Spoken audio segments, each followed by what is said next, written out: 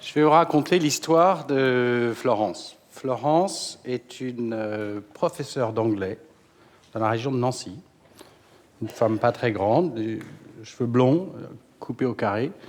Et un jour, Florence a du mal à s'exprimer en classe, elle a du mal à parler anglais, elle est française d'origine. Et donc finalement, elle va voir un neurologue qui lui prescrit une IRM, et elle fait une IRM, et cette IRM va retrouver une tumeur cérébrale.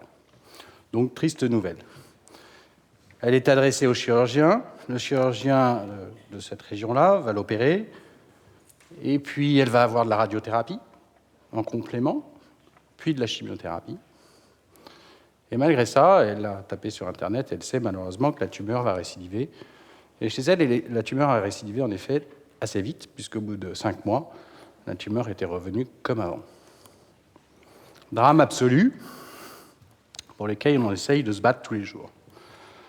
Pourquoi la tumeur est-elle revenue? Parce que la tumeur infiltre les différentes zones du cerveau, et le cerveau, en fait, a cette propriété bien particulière, une étanchéité toute particulière des vaisseaux qui fait que les chimiothérapies rentrent mal dans le cerveau.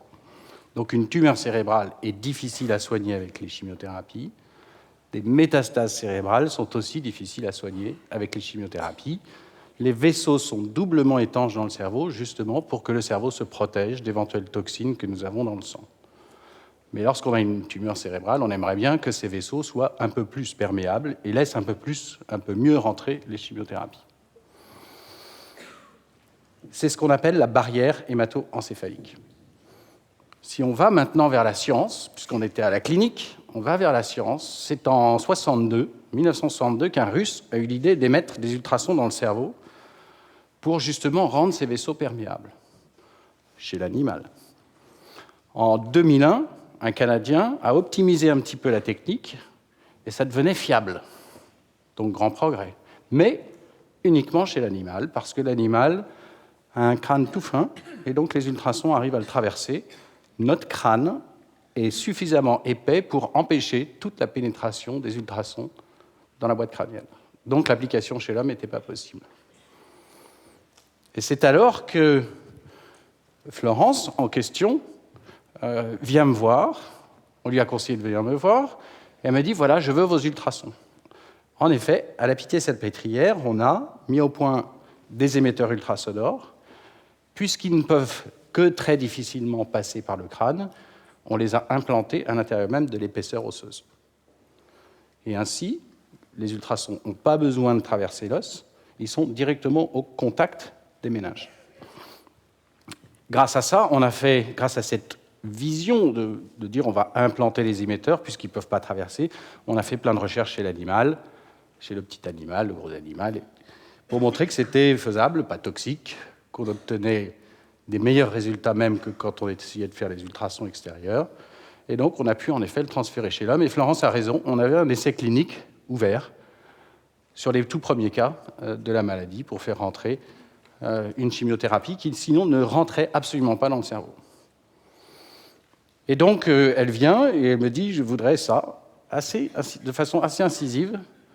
Quelquefois, il y a des patients qui demandent beaucoup et on a peur un peu de ces patients-là parce qu'il faut vraiment être à la hauteur, à la fois techniquement, il fallait la réopérer, c'était une zone assez difficile, et puis parce qu'elle espérait beaucoup plus que...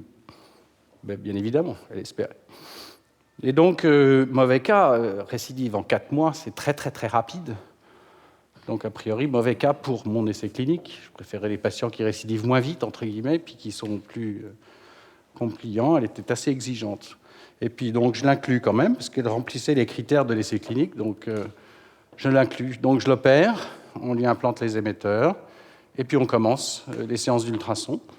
Les émetteurs ne se voient pas, ils sont sous la peau, dans l'épaisseur osseuse.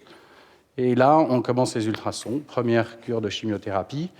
Pour vous dire à peu près, normalement, cette femme, puisqu'elle a récidivé au bout de 4 mois, elle devrait récidiver une nouvelle fois, enfin, même décéder au bout de 4 mois.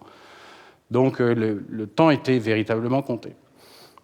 Et donc, on fait première cure de chimiothérapie, on fait une cure mensuelle, deuxième cure, la tumeur ne réévolue pas, troisième cure, quatrième cure, merveilleux.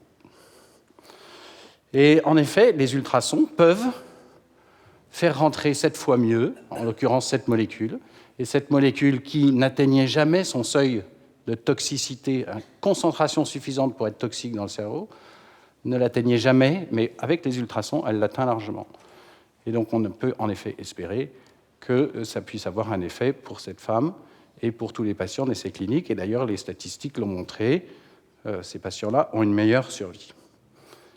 Et alors on commence sur un sujet de tumeur, et donc qui est plutôt négatif, et là il y a un petit espoir, donc c'est plutôt sympathique. Mais après, on continue les recherches pour la maladie d'Alzheimer. On fait rentrer les anticorps qui permettraient de lutter contre la maladie d'Alzheimer. 1 minute.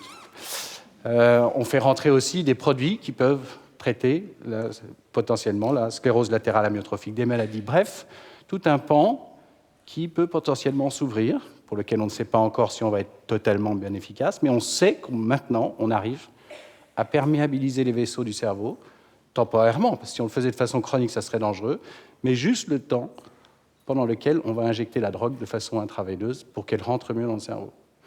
Et donc tout le pan des molécules qui n'arrivaient pas à rentrer, votre immunité ne rentre pas dans le cerveau, votre défense immunitaire ne rentre pas dans le cerveau, les anticorps pour l'immunothérapie, dont parlait Suzette Delaloche tout à l'heure, et plein d'autres maladies peuvent potentiellement être éligibles pour cette technique qui nous perméabilise pour la première fois la barrière hémato-encéphalique.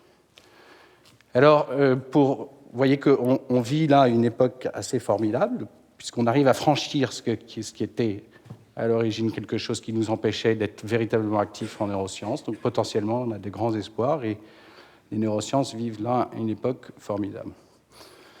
Le dernier mot, c'est que Florence aujourd'hui est toujours vivante et on est à 2 ans et demi de la chirurgie. Merci.